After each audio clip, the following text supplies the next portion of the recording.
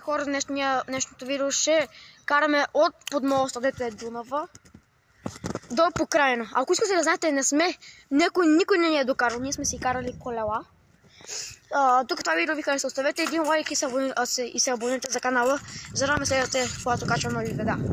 Така, само за какво става на въпрос, под какво сме ние, там какво предстои. Между там някъде се оформя остров, което може би лятото ще снимам.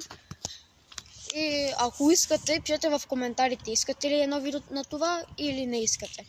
Пишете да или не просто в коментарите. Тръгваме от подмоста към Покрайна и нека да видим колко време ще ни отнеме да стигнем до там. Айде, тръгваме.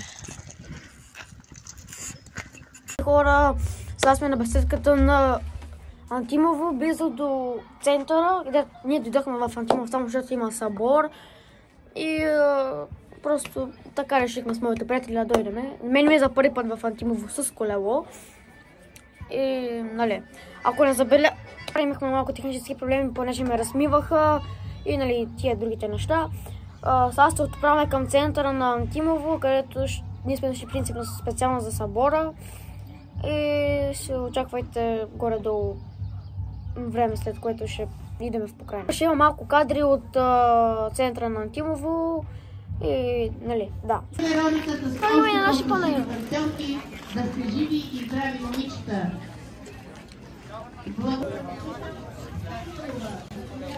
И хора, сега тръгваме към Покрайна. Горе-долу 20-30 минути ще стигнем там и ще ви покажа едни кадри. Ето го пътя и, нали, да. И, ще се видим чак в Покрайна. Хора, сега излизаме от Антимово и ще ви покажем още едни кадри за вас, което сега ще снимаме следващите кадри са 1 секунда, за нас са 5 минути или повече. Хора, ето ефектите преди релси.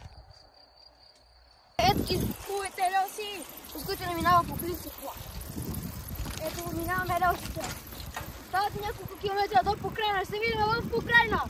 И хора, ето е табелата към Покрайна и точно сега влизаме в Покрайна. Очаквайте кадри от центъра на Покрайна.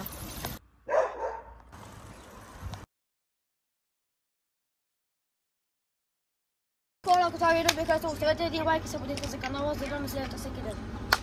Чао!